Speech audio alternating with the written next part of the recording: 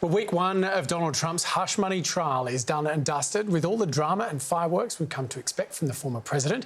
And at the centre of the scandal is a porn star, a big pile of cash, a so-called catch and kill scheme, and an alleged deal designed to win Trump the 2016 presidency.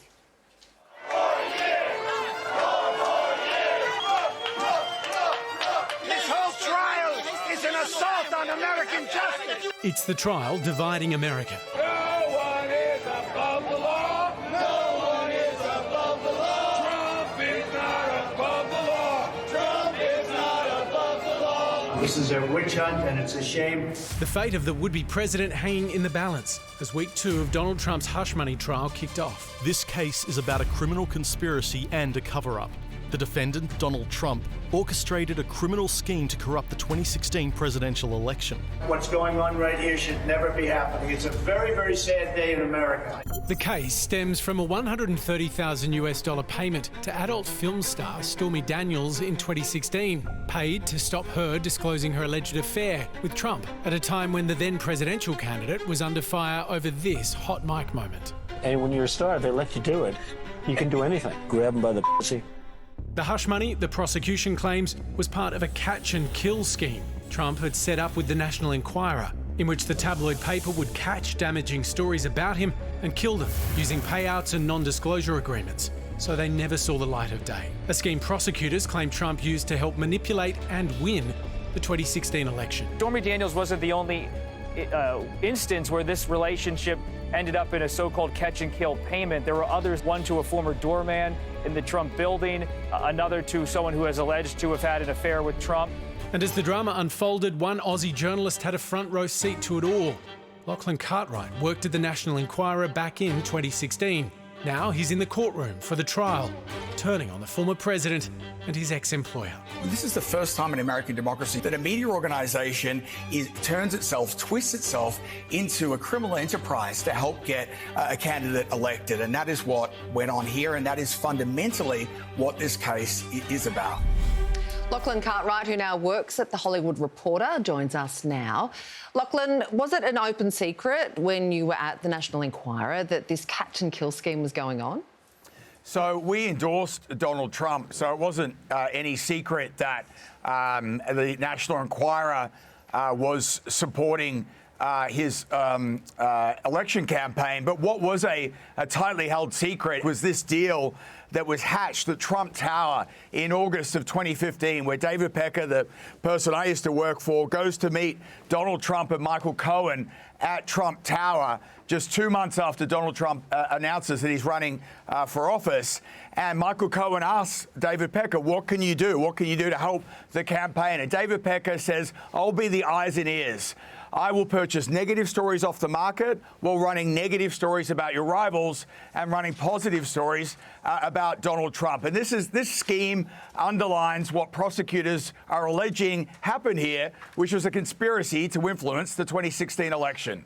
Even though it was a closely kept secret, working there, did you not get a sense like something isn't right here?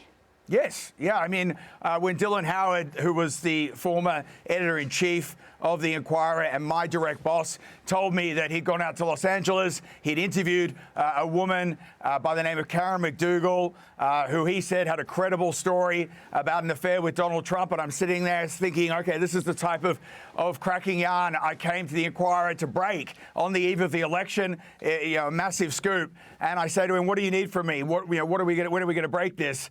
And he says, we're not. David Pecker's made a decision to purchase the story and kill it to protect Donald Trump. And you've said you still feel guilty. Where does that guilt stem from?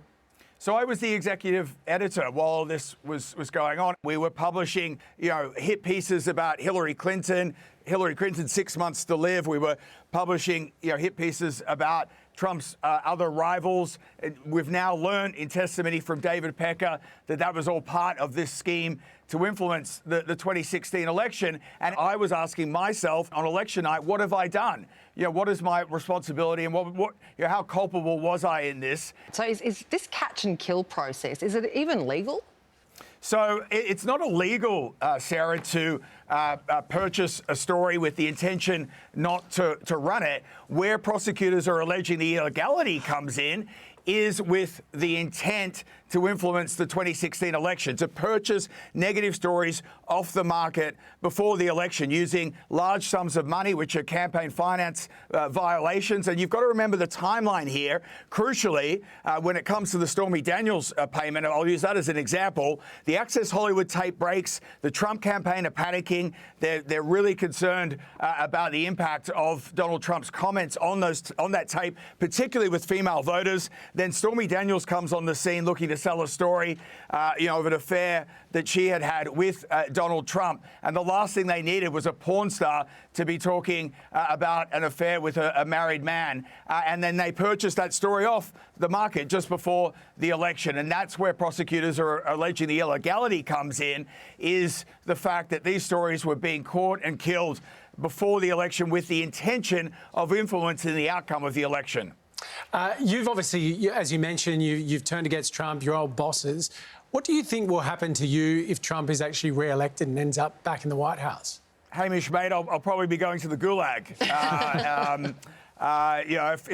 If Donald Trump or anyone around him has read the New York Times Magazine piece where I have publicly broken my NDA and also revealed that I was a source for a number of outlets getting these stories out, particularly with the Wall Street Journal on the eve of the election, where I helped get the Stormy Daniels story out with just days to go before the election. And then subsequent to that, became a source not just on Donald Trump, but also for Harvey Weinstein. I actually keep my Aussie passport top of my drawer, in my top drawer in my desk in my home in the Village in Manhattan. So I've got that Aussie passport ready to go. So I might be joining you guys in Sydney and might need a job at the project if Trump is back in office.